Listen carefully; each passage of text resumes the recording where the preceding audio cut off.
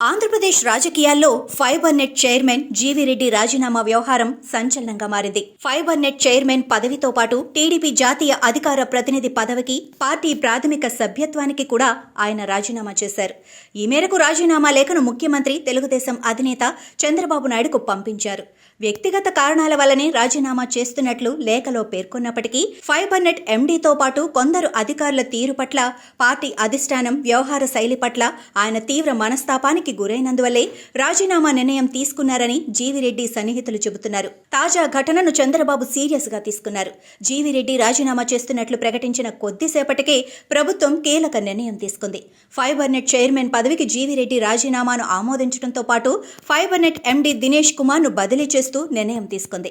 అంతేకాకుండా ఆయన అదనంగా నిర్వహిస్తున్న ఆర్జీఎస్ గ్యాస్ డ్రోన్ కార్పొరేషన్ బాధ్యతల నుంచి కూడా తప్పించారు.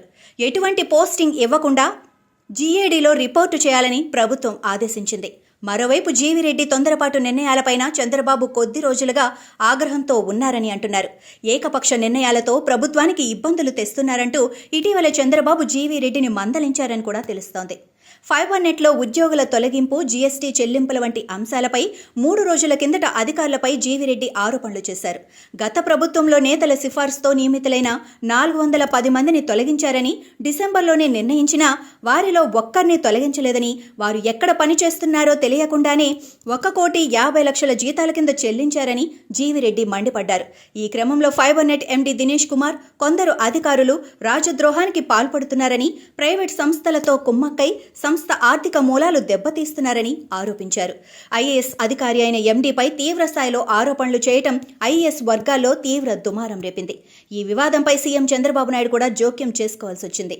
శనివారం అనగా ఫిబ్రవరి 22 సాయంత్రం సచివాలయంలో చంద్రబాబును జీవీరెడ్డి కలిశారు. ఫైబర్ నెట్లో జరుగుతున్న వ్యవహారాలపై సీఎంకు వివరణ ఇచ్చారు. అయితే జీవీరెడ్డి తొందరపాటు నిర్ణయంపై చంద్రబాబు ఒకంత అసహనం వ్యక్తం చేసినట్లు తెలిసింది.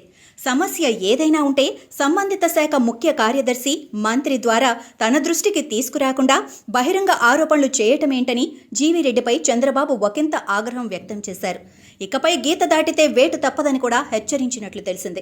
జీవీరెడ్డి ఫైబర్ నెట్ చైర్మన్ గా బాధ్యతలు చేపట్టిన నాటి నుంచి ఫైబర్ నెట్ ను మళ్లీ ట్రాక్ లోకి పెట్టేందుకు ప్రయత్నించారు. అయితే ఈ క్రమంలో ఆయన ఐఏఎస్ అధికారి ఎండీపై నేరుగా ఆరోపణలు చేయటం మాత్రం కలకలం రేపింది. ఇలాంటివి సంబంధిత శాఖ మంత్రి దృష్టికో, చంద్రబాబు, నారా లోకేష్ దృష్టికో తీసుకెళ్లి ఉంటే బాగుండేదన్న అభిప్రాయం వ్యక్తమైంది. మరోవైపు జీవీరెడ్డి రాజీనామా వ్యవహారం టీడీపీకి రాజకీయంగా ఇబ్బందికరంగా మారింది.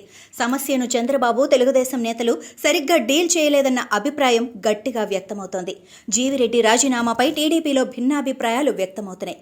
వాస్తవానికి గడిచిన 5 ఏళ్ల కాలంలో టీడీపీ బలోపేతానికి జీవీరెడ్డి ఎంతగానో కృషి చేశారు. టీవీ డిబేట్లలో, మీడియా సమావేశాల్లో తెలుగుదేశం జాతీయ అధికార ప్రతినిధి హోదాలో వైసీపీ నాయకత్వం అనుసరించిన ప్రజా వ్యతిరేక విధానాలపై తన వాయిస్ ను బలంగా వినిపించారు. దీంతో తెలుగుదేశం శ్రేణులకు జీవీరెడ్డి దగ్గరయ్యారు. తాజాగా ఆయన రాజీనామాతో సోషల్ మీడియా వేదికగా తెలుగుదేశం నేతలు, కార్యకర్తల నుంచి భిన్నాభిప్రాయాలు వినిపిస్తున్నాయి. ఎక్కువ శాతం మంది ఈ విషయంలో జీవీరెడ్డికి మద్దతుగా, చంద్రబాబుకు వ్యతిరేకంగా కామెంట్స్ చేస్తున్నారు. వాస్తవాన్ని క్షుణ్ణంగా పరిశీలిస్తే తాజా పరిణామంపై చంద్రబాబు తీసుకున్న నిర్ణయం సరైనదేనని చెప్పక తప్పదు.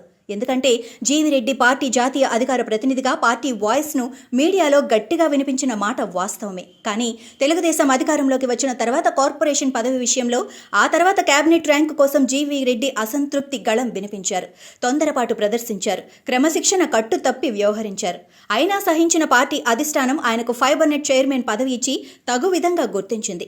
జీవీరెడ్డి ఫైబర్ నెట్లో అక్రమాలను బట్టబయలు చేయటాన్ని ఎవ్వరూ తప్పు పట్టలేదు. కానీ ఆయన తొందరపాటు వ్యవహార శైలి పట్లే అభ్యంతరం వ్యక్తం చేస్తున్నారు.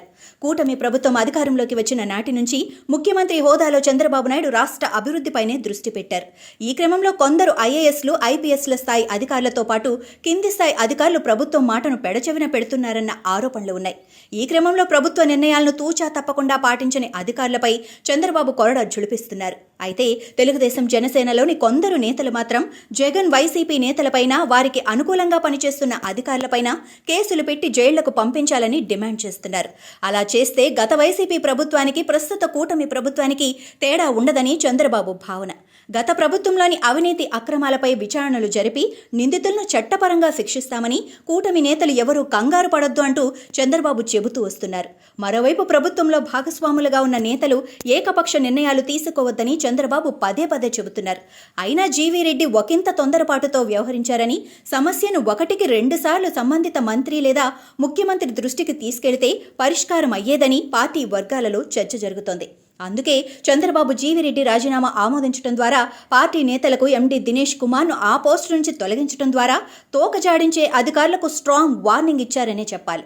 పార్టీలోనూ ప్రభుత్వంలోనూ ఎవరు గీత దాటినా చర్యలు తప్పవన్న గట్టి సందేశాన్ని చంద్రబాబు ఇచ్చారని ఏపీ రాజకీయ వర్గాల్లో చర్చ జరుగుతోంది.